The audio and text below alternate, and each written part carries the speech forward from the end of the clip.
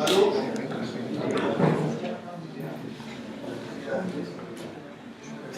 Ouais, vas-y. Donc, je reviens sur un deuxième thème qui rentre comme les autres thèmes d'ailleurs dans le cadre de cette thématique sur les diplômés de la diaspora et l'insertion professionnelle. J'avais un objectif en particulier pour aller très rapidement, qui était une partie d'une base de données disponible au Mali, dont l'enquête a été réalisée par l'Observatoire du développement durable et de la lutte contre la pauvreté et l'Institut national de la statistique, qui portait sur les bénéficiaires des services microfinanciers. Pour la microfinance, c'est-à-dire le microcrédit, le micro-épargne, voire même micro-assurance.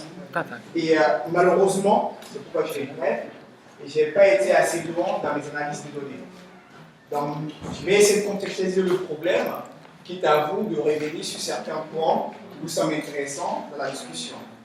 Bon, le titre du thème et du papier, c'est micro-entrepreneuriat des jeunes, accès au microfinancement et performance des activités. Et rapidement, la présentation, c'était en termes de plan et intérêt et hypothèse. Et ensuite, voilà, et les résultats et peut-être une partie de discussion. Très rapidement, quand on regarde la situation du Mali, et pendant les 10 dernières années, notamment précédant cette crise de 2000 et 2012, on avait un taux de croissance économique qui était en moyenne autour de 5% par an. Donc, croissance économique, vous savez, c'est la richesse qui est créée par un pays donné et à travers l'ensemble de ses ressources propres, que ce soit en facteur humain, en entreprise, ainsi de suite. Et lorsqu'on regarde le taux de chômage des jeunes, notamment, et on avait un niveau de taux de chômage et jusqu'en 2012 qui était de l'ordre de 15% des jeunes. Et quand on prend la période, sur la période 2004-2012, en 2004, on avait 10%, voire à peu près 11, selon les sources, 11-12% de taux de chômage des jeunes. Donc finalement, malgré une hausse de la richesse, en tout cas, et en moyenne annuelle de 5%, malheureusement, on avait une hausse du chômage des jeunes, d'après les sources. C'est là vous avez les différentes sources, la Banque de France, la BAD, et Dial, voire une collègue, ancienne collègue à moi, et Delphine Boutin, qui avait produit, en tout cas qui continue à produire sur le marché du travail malien. Dans ce contexte, on se pose la question, pourquoi, malgré depuis les années 90, des politiques publiques, en tout cas à vocation qui portent sur le marché du travail, et plus particulièrement l'emploi des jeunes, n'ont pas été assez efficaces. Pour exemple, je prends déjà l'agence de la promotion de l'emploi et pour la jeunesse, je crois, je ne me rappelle plus exactement, et plus précisément, c'est le programme d'appui à la jeunesse malienne, qui a une composante très forte en termes de projet, qui est d'aider les jeunes, en tout cas qui ont envie de créer, notamment une entreprise, à travers l'appui technique, mais également l'appui financier, et plus particulièrement l'accès au financement, qu'il soit bancaire ou microfinancier, c'est-à-dire les institutions de microfinance telles que Nesriso, Carrefour Dividende, Condo Dividende, j'en passe. Cependant, d'après les statistiques disponibles, et plus précisément, je crois que tout le monde connaît Soumano, à peu près, qui est à la pêche, en tout cas, est spécialiste de cette question-là, sur 100 demandes de financement des jeunes, en 2012, seulement 3 ont été acquises. Et sur 3500 demandes, seulement 5% des jeunes ont pu acquérir, en tout cas, et pu avoir accès à du financement. C'est énorme comme chiffre. Et ça pose des questions. D'autant plus, on a plusieurs programmes qui sont intégrés. Et surtout par l'appui de l'État, avec des fonds de garantie, des fonds de prévoyance, des garanties en tout cas, voire d'incitation des entreprises, voire des institutions financières à aider les jeunes, mais malheureusement, on n'a pas de résultat à ce niveau-là. Et moi, je me suis posé la question, pourquoi, malgré ces accompagnements-là, en tout cas ces mesures d'accompagnement, on a des taux déjà très faibles en termes d'accès, mais également, si on va plus loin, des montants de crédits plus faibles que ceux acquis par les adultes. Et rapidement, j'ai regardé un peu de la littérature où s'est trouvé un peu le problème. Est-ce qu'on rencontrait le même problème dans d'autres pays pour revenir sur le cas malien? Donc un constat qui se pose en Indonésie, en Ouganda, en France, en Europe, au Canada. Tous les pays connaissent, en tout cas qu'ils soient développés ou pas, connaissent le même problème. C'est-à-dire les jeunes sont finalement relativement discriminés, j'appelle ça comme ça, à l'accès déjà au financement, voire même à d'autres mesures qui peuvent être notamment intéressantes pour leurs activités. Et quand on regarde cette littérature, on a quelques éléments de justification. Et pour aller rapidement, l'une des premières raisons de justification, dans le cas, par exemple, malien, c'est les raisons socioculturelles. Pour faire simple, on en a parlé, les questions de responsabilité. Quand on est jeune, on suppose qu'on n'est pas assez responsable. Quand on est jeune, on suppose qu'on n'a pas un statut marital, c'est-à-dire un statut marital plus célibataire, et donc malheureusement, on n'est pas stable. Et derrière, la question de la mobilité des jeunes. On a tendance à bouger plus rapidement que les adultes qui ont une famille, qui ont des enfants et qui restent dans le quartier, dans la vie, ainsi de suite. On a également, d'après certaines sources, les questions de motivation. Que les jeunes ne seraient pas assez motivés pour entreprendre une activité donnée. En tout cas, dans cette plénière. Ensuite, quand on regarde les questions économiques très rapidement, et dans la littérature, on parle de la faible rentabilité de l'activité des jeunes. Quand un jeune met une activité donnée, crée une activité, apparemment, ce n'est pas assez rentable. En tout cas, toujours en comparaison, en tout cas comparativement à celle des adultes. Les faibles marges générées, ça dit simplement, c'est qu'une institution de financement peut gagner en finançant l'activité d'un jeune. D'après les institutions, en tout cas d'après la littérature, apparemment les jeunes ne seraient pas très intéressants comme cible pour, ne serait-ce que pour faire des marges, voire même la survie, par exemple, de certaines activités. On suppose également qu'ils auraient des faibles taux de remboursement. Ensuite, la partie raison stratégique, et toutes ces raisons-là, d'ailleurs, je reviendrai là-dessus, sont totalement liées. On peut partir de raisons économiques à raisons sociales et à raisons stratégiques. Quand je parle de la stratégie, c'est la politique type d'une institution de financement. On va cibler les adultes parce qu'ils sont plus à même de rembourser. On va les cibler parce que leurs activités sont plus rentables. On va les cibler parce qu'ils sont plus responsables. Ensuite, dans les raisons stratégiques, ce qu'on peut énumérer, c'est l'adéquation du profil, d'après la littérature, entre l'activité qui va être menée par le jeune et son profil, ses compétences, ainsi de suite. Et également, ce qui peut révéler dans la partie intérêt et raisons économiques, la question de la garantie, qu'elle soit matérielle ou financière. Et toutes ces raisons-là, d'après notre littérature, contraignent l'accès des jeunes au financement. À la fois par rapport au taux, mais également au montant du crédit qui est relativement plus faible. Et quand on s'intéresse à la littérature, malheureusement, et notamment une littérature qui pourrait s'appuyer sur la question de la rentabilité de l'activité des jeunes, on n'a aucune information. Que ce soit en France, en tout cas à mon niveau, malheureusement pour l'instant, et à ce niveau de ma recherche, je n'ai pas pu avoir d'informations pour ne serait-ce que d'expliquer le faible taux d'accès au financement, voire le faible montant acquis par les jeunes, par la non-rentabilité de leurs activités. Vous voyez, pour justifier concrètement, objectivement, voilà, parce que leurs activités ne sont pas rentables, et voilà, on ne va pas les faire du crédit. C'est ça ma recherche, et je voudrais un peu savoir davantage. Malheureusement, avec les données que j'avais, je n'ai pas pu aller très au fait des choses. Mais globalement, l'hypothèse, voire même la question que je pose, c'est les micro-entreprises des jeunes, notamment, sont-elles moins performantes que celles des autres catégories d'âge supérieur? Et en revenant sur la définition de la jeunesse, et croyez-moi que même au Mali, malheureusement, on ne sait pas réellement qui est jeune. Merci.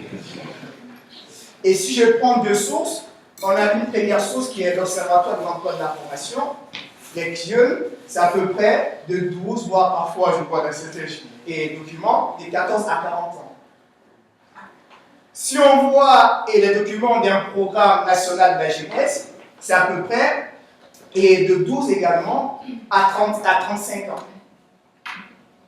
Vous voyez, ne serait-ce qu'au niveau des autorités, au niveau national, on a déjà une différence, en tout cas d'après ce que j'ai pu voir, de la définition statistique des jeunes. Alors, mais quand on prend l'ensemble des études, au niveau mondial par exemple, le BIT, le Bureau international du travail, notamment, est désigne comme jeune tout individu âgé d'à peu près entre 15 et 24 ans. Et quand on prend d'autres pays, on est souvent dans ce cadre-là. Et on a une charte sur la jeunesse africaine, notamment qui a été produite en Gambie, je ne me rappelle plus de l'année, mais qui désigne comme jeune toute personne âgée de 15 à 35 ans. D'où moi, ma position, de prendre cette définition-là de la jeunesse, à partir aussi de cette réalité du Mali. On peut en discuter. Mais les hypothèses sont celles-ci.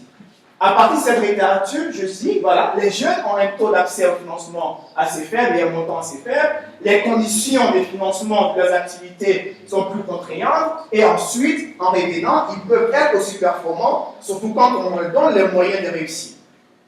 Bon, voilà rapidement ce que je voulais proposer. Voilà les données dont je parlais tout à l'heure de l'Observatoire du développement durable de l'Institut national de la statistique, avec un focus, dans mon cas, sur la micro-entreprise. Voilà la définition de la micro-entreprise. Tout basiquement, c'est toute entreprise qui aurait une taille en termes d'emploi, notamment inférieure à 5 personnes, en tout cas employés dans l'entreprise, à la fois le créateur de l'entreprise, voire même les membres de sa famille, et également, elle s'est définie, la micro-entreprise, à travers la taille du chiffre d'affaires. Vous voyez, il n'y a pas une définition qui est communément acceptée. Selon les études, on a souvent des définitions très différentes. Donc, dans cette base de données, vous avez 2400 ménages, et moi, je vais faire mon focus sur les travailleurs indépendants. Et parmi ces travailleurs indépendants, ceux qui ont accès au financement. Tout simplement pour dire, pour comparer, les jeunes qui ont accès au financement et les adultes qui ont accès au financement. Ça veut dire tout simplement quelle est la performance réalisée par les activités en termes de valeur ajoutée, déjà en termes de chiffre d'affaires, c'est le premier élément, de valeur ajoutée, de revenus brut d'exploitation. Je m'arrête là pour me parler très loin. Je crois que les gestionnaires peuvent m'aider davantage pour creuser cela.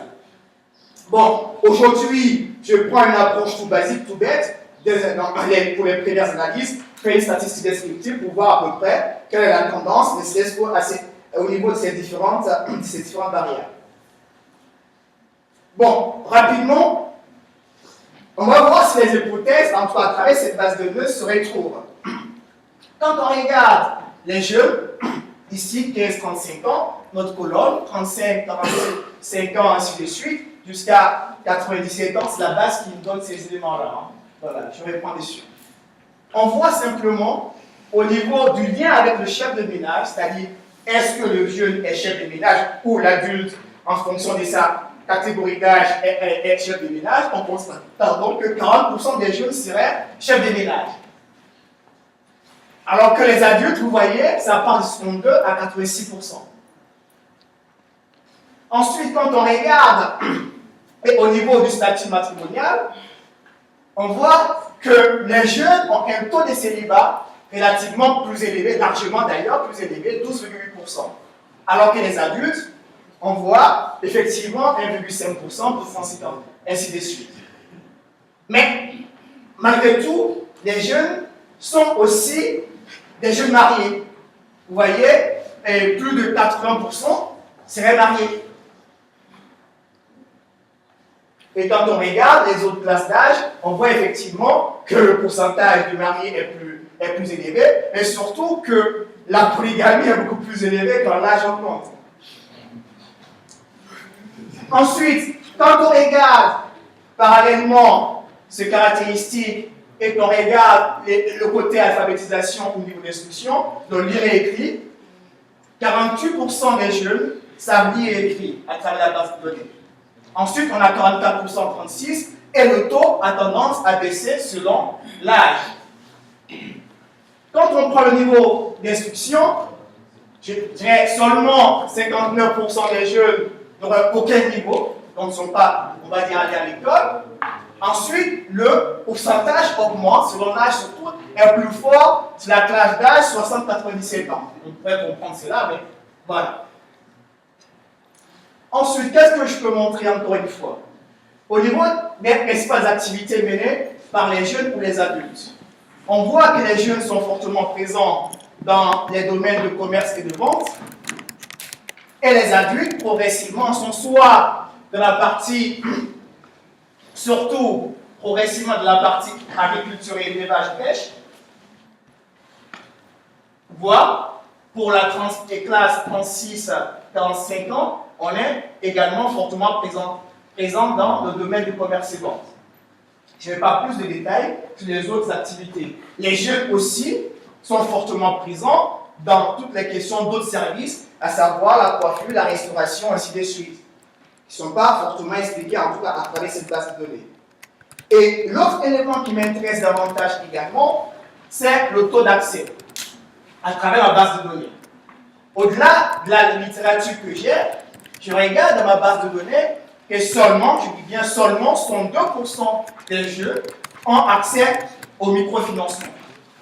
Ensuite, on voit que le chiffre a tendance à augmenter, en tout cas, ça va augmenter, quand on part de 36-35 ans jusqu'à 60-97 ans. Voici rapidement les statistiques descriptives, et quand on regarde à travers les hypothèses déjà de base, après il faut les confronter avec la réalité, on voit déjà quelques premières réponses à cette difficulté d'accès au financement, voire les éléments assez contraignants. Bon, finalement, les entreprises, quelques caractéristiques des entreprises des jeunes. Au niveau, désolé pour la taille, et au niveau des jeunes 15-35 ans, vous avez à peu près 1,6 emploi à créer, c'est-à-dire emploi à la fois occasionnel et permanent, c'est la somme. 36-45 ans, en moyenne, vous avez 2,9 total. 46-59 ans, 3,6, 60-97 ans et 4,9. Bon, en ce qui concerne le financement des activités, ce qui est intéressant, c'est de voir également, est-ce que les jeunes eux-mêmes ont des moyens pour financer leurs propres activités? On a à peu près regardé au niveau des dépôts à vue, voire des dépôts à terme, ils ne sont pas systématiquement des ressources peut-être pour développer, pour créer l'activité, mais pour le fonds de roulement, la trésorerie, ça peut être intéressant également. On voit que les jeunes, que ça soit en termes de dépôt à vue, de compte courant si vous voulez, ou dépôt à terme, avec peut-être des intérêts derrière, que les jeunes ont des dépôts, des financements personnels qui sont relativement plus faibles que ceux des adultes. Ensuite, quand on regarde en ce qui concerne les conditions de financement venant des institutions de microfinance, on voit que la durée avant le premier crédit, notamment, est de 16,2 mois pour nos jeunes. Ensuite, 19,7% pour les adultes de 36-45 ans, et ça évolue. Le nombre de crédits obtenus par les jeunes, simplement, nous trouvons qu'ils ont à peu près 2,8 crédits en moyenne, et les adultes arrivent jusqu'à 4,9, à peu près 5. Ça, on peut dire l'effet de l'âge, le temps d'immersion dans le programme de financement, en tout cas, et la confiance avec l'institution bancaire ou de microfinance dans notre cas. Ensuite, quand on regarde, ce qui est relativement plus intéressant à mon avis, c'est le délai de remboursement. Et surtout, derrière, le délai de grâce. Le délai de grâce, c'est en cas de difficulté, est-ce qu'on vous donne l'opportunité de rebondir et de payer votre financement ou, quelque part, de rembourser vos dettes. On regarde le délai de remboursement rapidement, on a 1,7 mois pour les jeunes, alors que pour les adultes, on a 2,1, 2,4 et 2,5. C'est-à-dire que les jeunes sont à ces niveaux-là, en tout cas de façon très rapide, connaissent des délais de remboursement relativement plus faibles comparativement à nos classes d'âge supérieures. Voici à peu près Voici à peu près la situation. On a les hypothèses de départ sur les caractéristiques, en tout cas en termes de profil des jeunes. On a les conditions de financement, que ce soit personnel ou à travers le financement et les institutions de microfinance. On regarde aussi à peu près, désolé par rapport à la qualité, à peu près, quel est le montant de crédit obtenu par les jeunes. À la fois le crédit moyen annuel, mais également le dernier crédit qui nous intéresse davantage. On regarde, je dirais ce qui est quasiment basique, que les jeunes, ne serait-ce qu'au niveau du dernier crédit obtenu, ont un montant d'à peu près 250 000 en moyenne, c'est une moyenne. Ensuite, les 36-45 ans ont 353 089 francs CFA, pardon. Et ainsi de suite, je crois qu'il y a un souci. Voilà, on peut voir ces problèmes-là. Quand on regarde du côté de chiffre d'affaires, on voit également que les jeunes font moins de chiffre d'affaires en valeur absolue. Quand on regarde du côté de la valeur ajoutée par rapport au cycle et de l'activité, qui peut être, d'ailleurs, il y a des éléments que je n'ai pas donnés, le cycle des activités des jeunes sont relativement plus courts que celui des adultes, c'est beaucoup plus long. Donc on remarque globalement que la valeur ajoutée en valeur absolue, elle est de 234 000 pour les jeunes, 305 000 pour les 36-45 ans, 1 115 800, je crois qu'il y a un chiffre en plus, plutôt 517 000, pardon, et progressivement, on a 204 000. Les jeunes, en valeur absolue, sont relativement plus performants que les 60-97 ans, alors que les autres classes d'âge ont des valeurs absolues et des valeurs ajoutées plus élevées. Quand on regarde les bénéfices réellement réalisés, en tout cas la première étape du calcul des bénéfices, on trouve que en valeur absolue, les jeunes sont moins performants, en tout cas, que nos adultes. Voilà rapidement quelques résultats que j'ai de première main, que je souhaiterais analyser davantage pour comprendre la réalité des jeunes en termes d'accès au financement et par derrière montrer, si j'arrive, qu'ils peuvent être aussi performants, voire plus performants que les adultes. Ça veut dire quoi? Et d'autres résultats que je n'ai pas présentés ici, c'est surtout en fonction des domaines d'activité. Par exemple, l'agriculture et le commerce et vente, ou dans les autres services. Les premiers résultats que j'avais vus, notamment hier soir, vendredi, c'était que dans ces domaines-là, par exemple, le commerce et surtout les autres services, les jeunes arrivaient à faire plus de résultats, étaient moins performants que les adultes, alors que les adultes étaient plus performants dans les domaines de l'agriculture. En tout cas, les premières informations que j'avais. Et ce qui m'amène à dire que les jeunes, finalement, quand on regarde en fonction des activités, ils ne sont pas systématiquement moins performants que les classes d'âge supérieures. Et par-delà, malheureusement, la question qui se pose, si on continue, je vais dire en utilisant un terme fort, à les discriminer en termes d'accès au financement, alors qu'ils ont la volonté de créer quelque chose et surtout d'apporter au pays, ça peut créer de la frustration, des sentiments d'injustice, créer l'exclusion sociale, voire même conduire au banditisme, ce qui sont des faits de société. Et dans ce contexte-là, il s'agira d'améliorer l'accès au financement des jeunes qui vont arriver progressivement à mieux s'intégrer dans la société en lançant leurs propres activités, donc luttant dans le même temps contre l'exclusion sociale et dans ces problèmes que j'ai soulevés ici, et surtout en assurant une meilleure transition vers la vie d'adulte. C'est ce qui est fondamentalement important. Et ensuite, pour terminer à mon niveau, même si effectivement je tiens à dire qu'il faut améliorer les conditions de financement des jeunes, il ne faut pas faire n'importe quoi. Il faut mieux cibler les activités dans lesquelles les jeunes apparaissent plus performants déjà, et donc les soutenir derrière. Par exemple, dans l'agriculture, comme bien vous l'avez soulevé tout à l'heure, apporter d'autres mesures techniques, voire financières peut-être, en tout cas, les accompagner davantage dans ces domaines-là. Voilà rapidement ce que je voulais dire, et quitte à améliorer davantage.